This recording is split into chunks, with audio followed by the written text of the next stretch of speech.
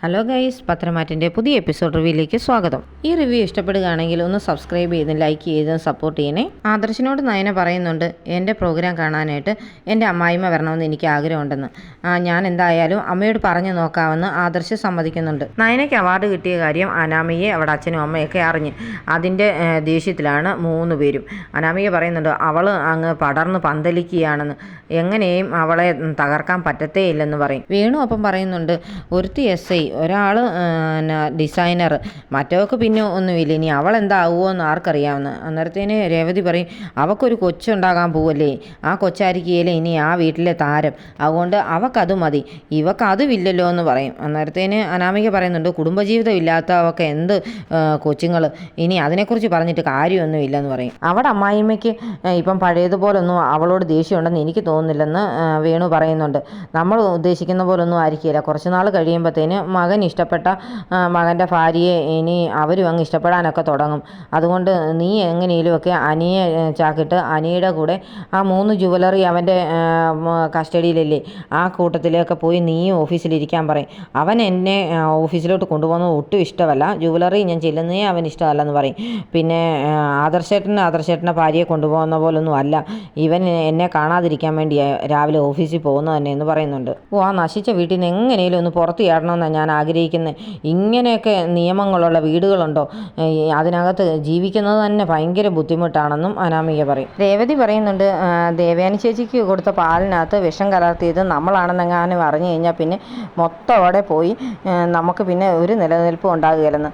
അപ്പം അനാമിക പറയും, അങ്ങനെ എന്നും ഇങ്ങനെ പേടിച്ചൊക്കെ എങ്ങനെയാണ് കഴിയുന്നത്, അതിന് നമ്മൾ വിഷം കൊടുത്തെന്നുള്ളതിന് തെളിവൊന്നുമില്ലല്ലോ എന്ന് പറയുന്നുണ്ട്. എന്നാലും മോളെ നമ്മൾ സൂക്ഷിച്ചും കണ്ടൊക്കെ നിൽക്കണമെന്ന് വേണു അനാമികയെ ഉപദേശിക്കുന്നുണ്ട്.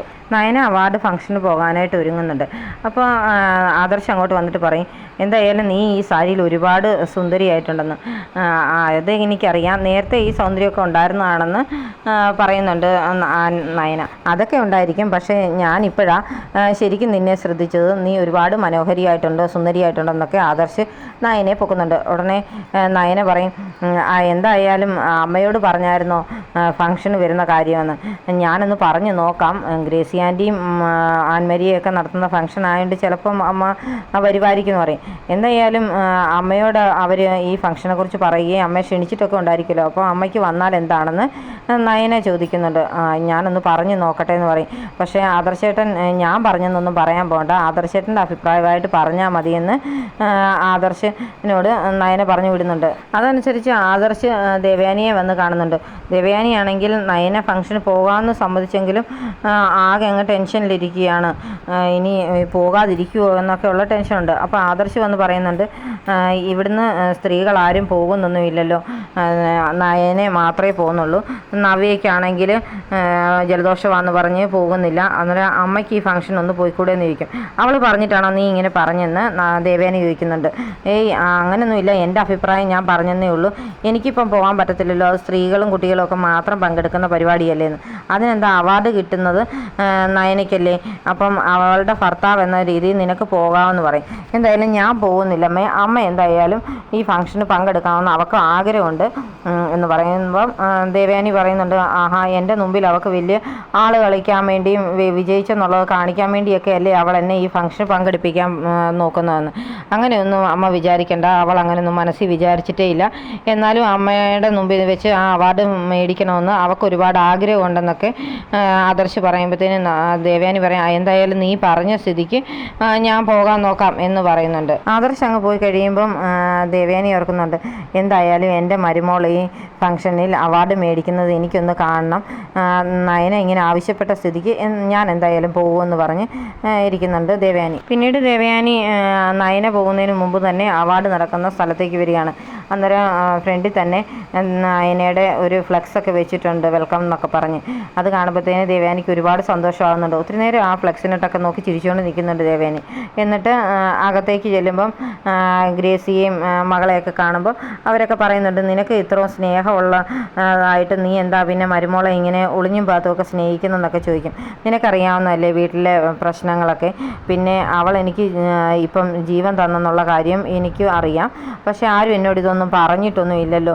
അത് കാരണം ഞാനിത് പുറത്ത് കാണിക്കാത്തത്. പിന്നെ വീട്ടിലാണെങ്കിൽ പല പ്രശ്നങ്ങളുണ്ട്. ജലജയുടെ സ്വഭാവമാണെങ്കിൽ നിനക്ക് നേരത്തെ അറിയാവുന്നതല്ലേ.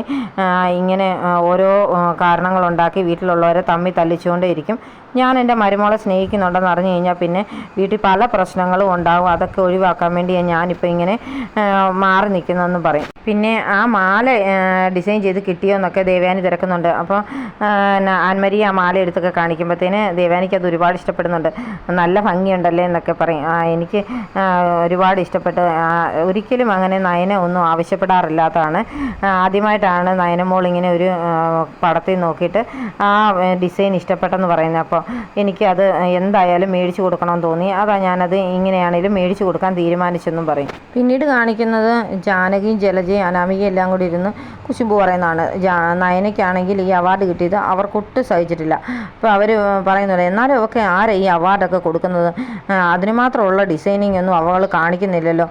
പിന്നെ ഇങ്ങനെ ഓരോരോ വിവരക്കേട് ഓരോരുത്തരൊക്കെ ചെയ്യുന്നതെന്നൊക്കെയാണ് ജാനകി പറയുന്നത്. അപ്പോൾ അനാമികയും പറയും, ശരിയാ, അത്രയ്ക്ക് ഭംഗിയുള്ള ഡിസൈനൊന്നും അല്ല എന്ന് പറയും. അപ്പോൾ ജലജ പറയുന്നുണ്ട്, എന്തായാലും അവളുടെ ഡിസൈൻ ഇപ്പം ഭയങ്കര മാർക്കറ്റാണ്. എല്ലാ ജ്വല്ലറിയും ചെന്നാലേ ഇതൊക്കെ തന്നെ പറയാനുള്ളെന്ന് പറയും. ഞങ്ങളാണേലും ഈയിടെ വേറൊരു ജ്വല്ലറി ചെന്നപ്പോഴത്തേനും അവരെല്ലാം പറഞ്ഞുകൊണ്ടിരുന്നത് എന്താ അനന്തപുരിയിലെ ആൾക്കാർ ഈ ജ്വല്ലറിയിലേക്ക് വന്നതെന്നും പിന്നെ നയനയുടെ കളക്ഷനെ കുറിച്ചും നയനയുടെ ഡിസൈനെ കുറിച്ചൊക്കെ മാത്രമേ അവർക്ക് പറയാനുള്ളെന്ന് പറഞ്ഞ് ഇവർക്കങ്ങ് സഹിക്കുന്നില്ല. ഇനി മുതൽ ആ നയന കളക്ഷൻസിൻ്റെ പരസ്യത്തിനും അവൾ തന്നെയാണ് നിൽക്കുന്നതെന്നാണ് പറഞ്ഞു കേട്ടത്. ഓണത്തിനാണേലും അവൾ കോടികളുടെ ബിസിനസ്സാണ് നമുക്ക് ജ്വല്ലറിക്ക് ഉണ്ടാക്കി തന്നത്. അതുപോലെ തന്നെ വിഷുവും നമ്മൾ തന്നെ അടിച്ചെടുക്കും. അതുപോലെ ഉള്ള ഡിസൈനല്ലേ ഇവൾ ഇറക്കിയിരിക്കുന്നത്.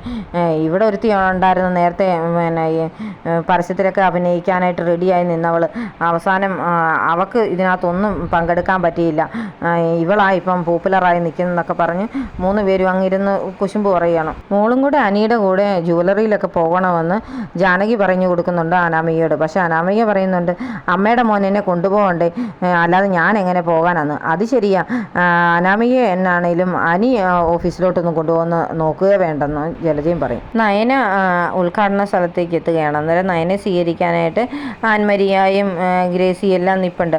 അപ്പം ദേവയാനി മാത്രം സൈഡിൽ മാറിയാണ് നിൽക്കുന്നത്. ദേവയാനി പറയുന്നുണ്ട്, എനിക്ക് അങ്ങോട്ട് വരാൻ പറ്റത്തില്ല, അതുകൊണ്ട് ഞാനിവിടെ നിന്നോളാം, നിങ്ങൾ പോയി സ്വീകരിക്കാനൊക്കെ പറയും. അന്നേരം നയനെ അങ്ങോട്ട് കടന്നു വരുമ്പോഴത്തേന് എല്ലാവരും ബൊക്കെയൊക്കെ കൊടുത്ത് സ്വീകരിക്കുന്നുണ്ട്. അന്നേരം നയനയോട് പറയുന്നുണ്ട്, ദേവയാനി നേരത്തെ വന്നു ഇവിടെ ഉണ്ടെന്നൊക്കെ പറയും. അമ്മ നേരത്തെ വന്നോന്ന് ചോദിക്കും. ആദ്യം നേരത്തെ വന്ന് ഇവിടെ ഉണ്ട്, ഇങ്ങോട്ട് വന്നില്ലെന്നേ ഉള്ളൂ, മോളോട് അത്ര താല്പര്യമൊന്നും ഇല്ലല്ലോ, അത് കാരണം അവിടെ തന്നെ അങ്ങ് നിന്നെന്നൊക്കെ പറയും. പക്ഷെ നയനയ്ക്ക് മനസ്സിലാകുന്നുണ്ട് അമ്മയുടെ സ്നേഹമൊക്കെ. അപ്പോൾ നയന സന്തോഷത്തോടു കൂടിയാണ് ഇവരുടെ ഫംഗ്ഷന് വേണ്ടി കയറി വരുന്നത്. ഇതൊക്കെ കണ്ട് ഒരു സൈഡിൽ ചിരിച്ചുകൊണ്ട് നിൽക്കുകയാണ് ദേവയാനി. ഇത് കാണിച്ചുകൊണ്ടാണ് ഇന്നത്തെ എപ്പിസോഡ് അവസാനിക്കുന്നത്.